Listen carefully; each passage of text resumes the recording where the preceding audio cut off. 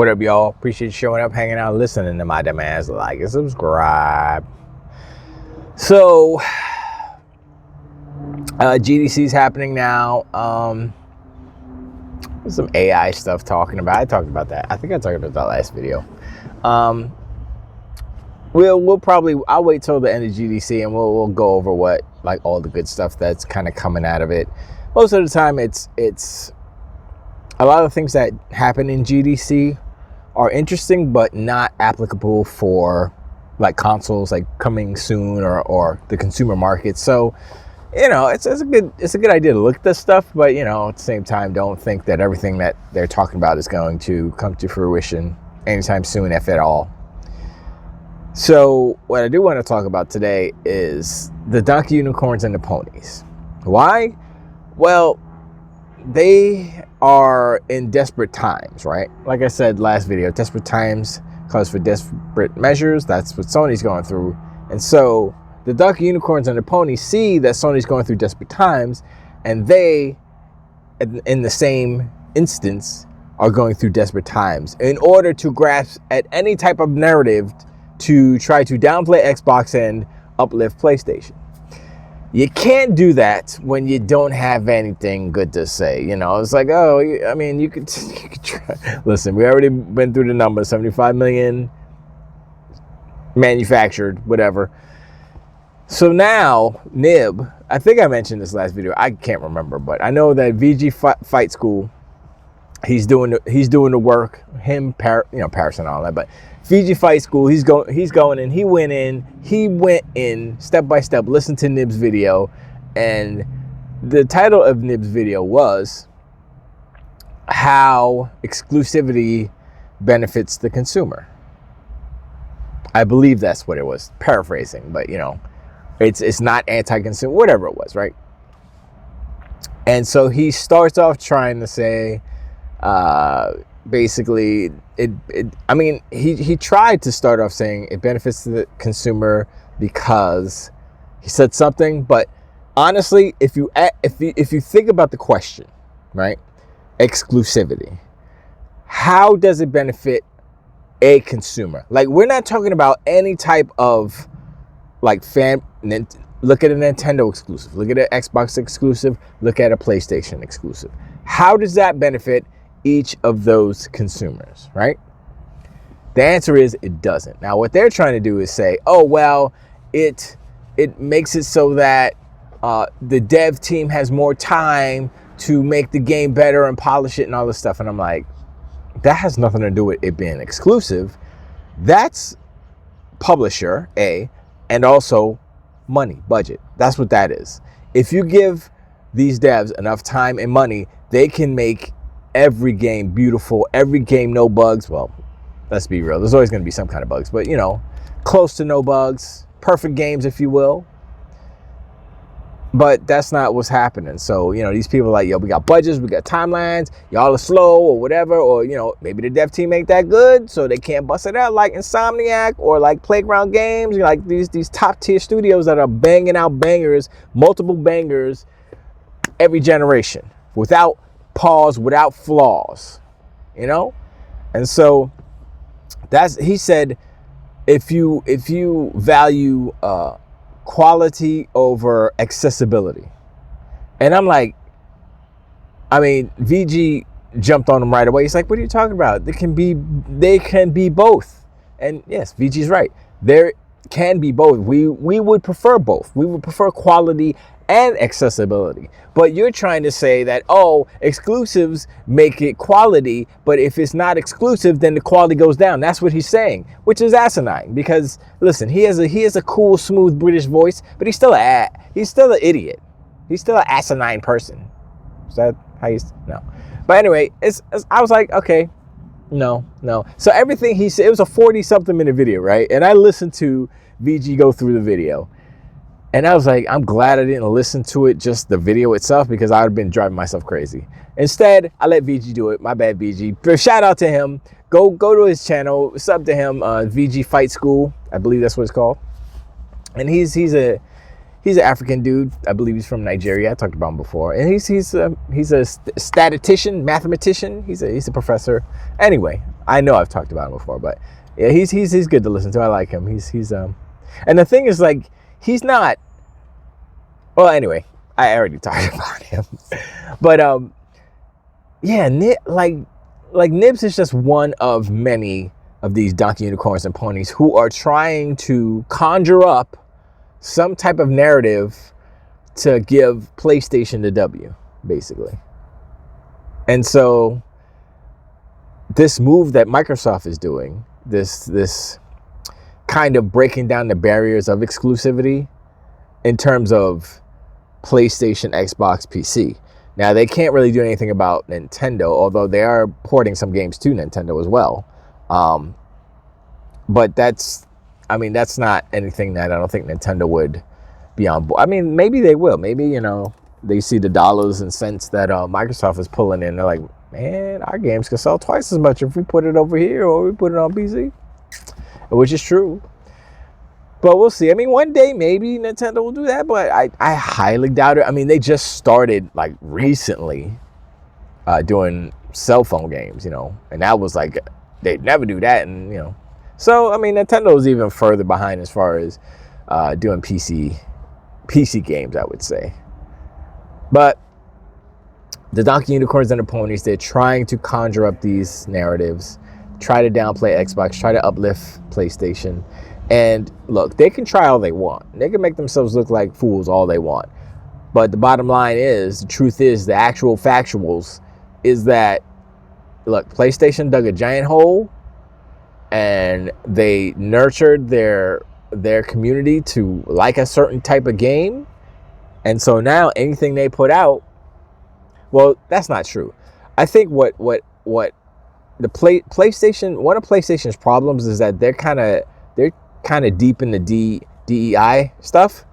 And while I have no problem with inclusion or diversity or anything like that, I think that movement has been, I don't want to say hijacked, but it's been, I think, misrepresented, and it's been villainized by, you know, certain people who are, I don't know, maybe not as inclusionary, you know, not they don't like diversity, if you catch my drift.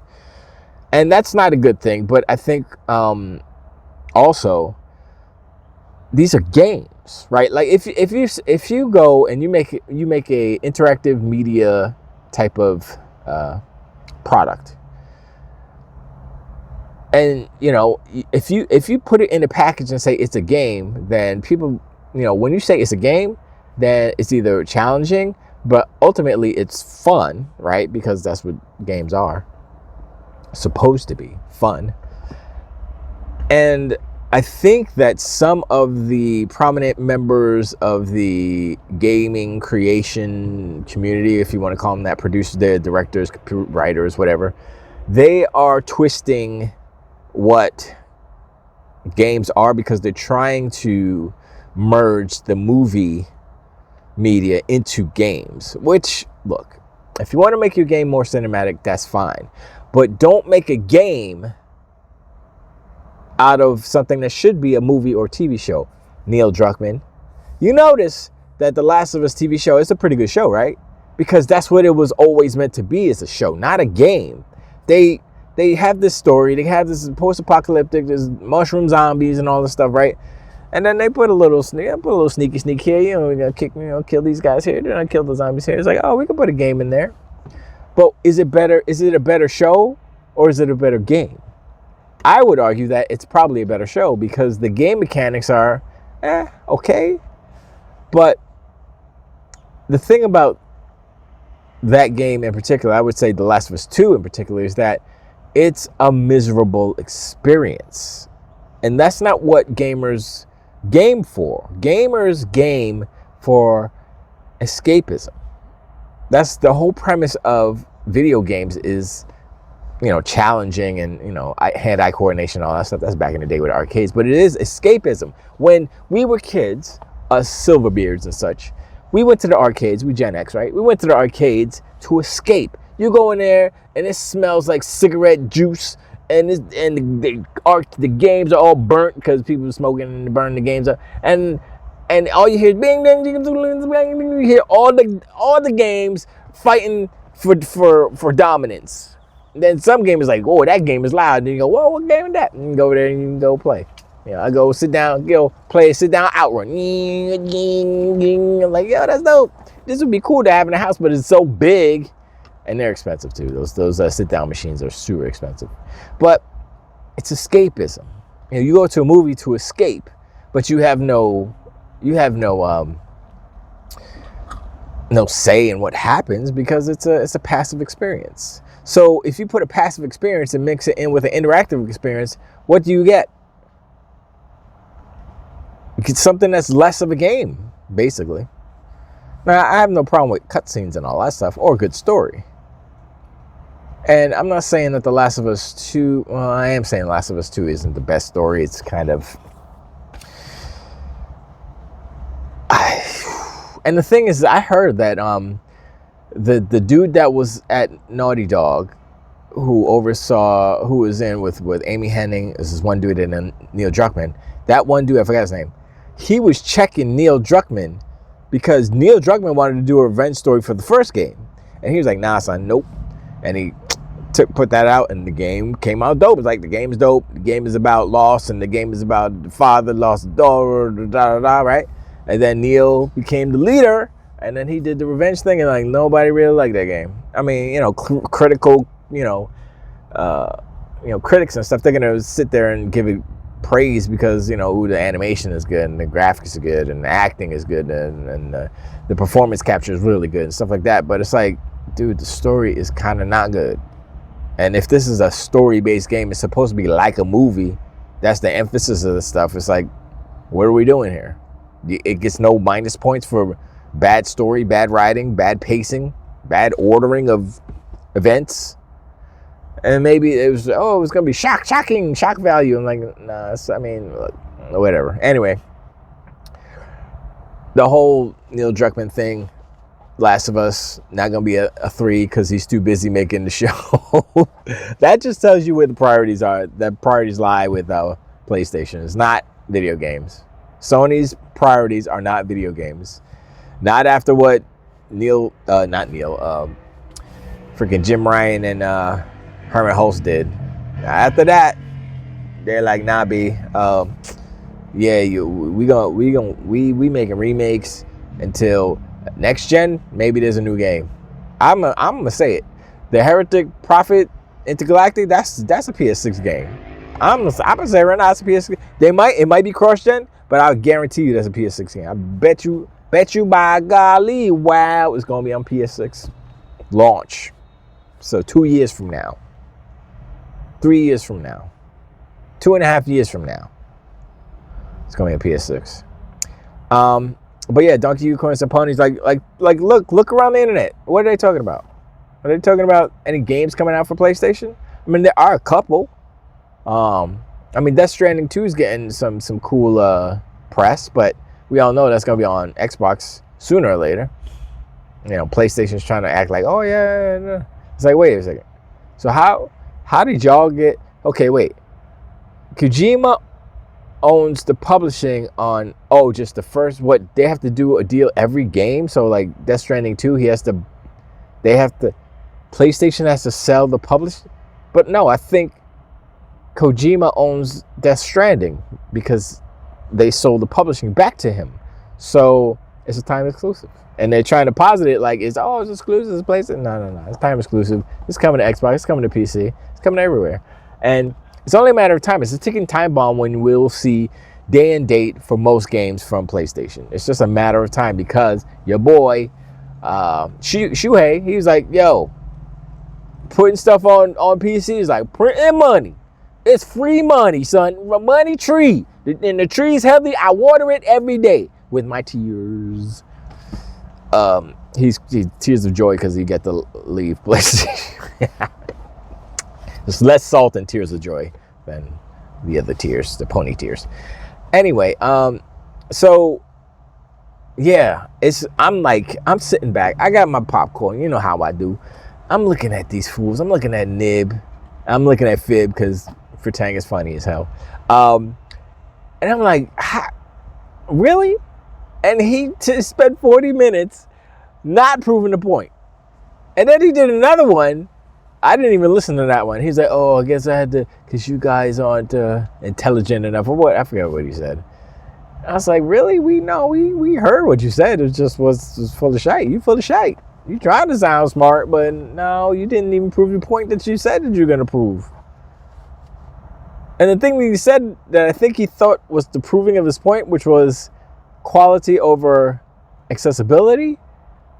How is that it's not even a point to prove, and it's not true, and so I'm like, look, man, I mean, you're making your countrymen look dumb, real dumb right now, Nib. You need to just slow it down, shut it up, because that's not the way.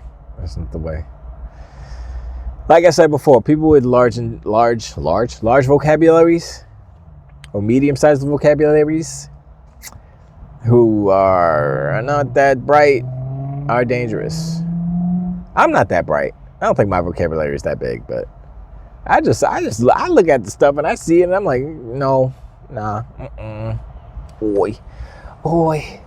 And then the quality of the game will go down if it's accessible to more people, right? How does that make sense? Tell that to Fortnite. Is Fortnite's quality going down? That game's on every.